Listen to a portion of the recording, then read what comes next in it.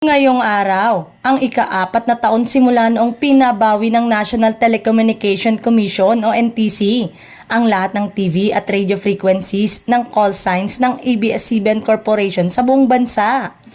Ilan sa mga kilalang call sign at frequency na hindi na pagmamay-ari ng kumpanya ay ang DWWX TV Channel 2, DCMM 630, at ang DWRR 101.9.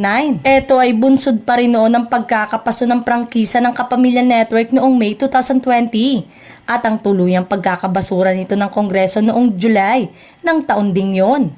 Sa tingin ng marami, mas mahihirapan ang ABS-CBN na makabalik sa ere at makapag-broadcast dahil pagmamay-ari ng gobyerno ang mga naturang frequency.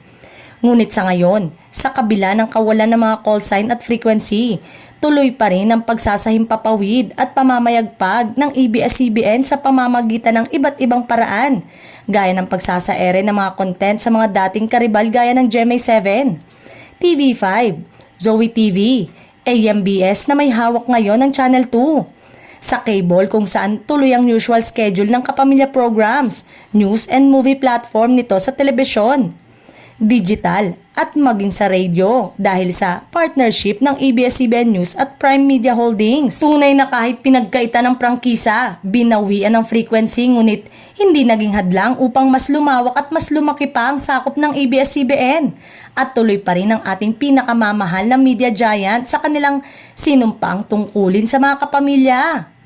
Marami naman ang humiling na sana ay sa mga susunod na buwan ay maibalik na sa sarili nilang network ang ABS-CBN.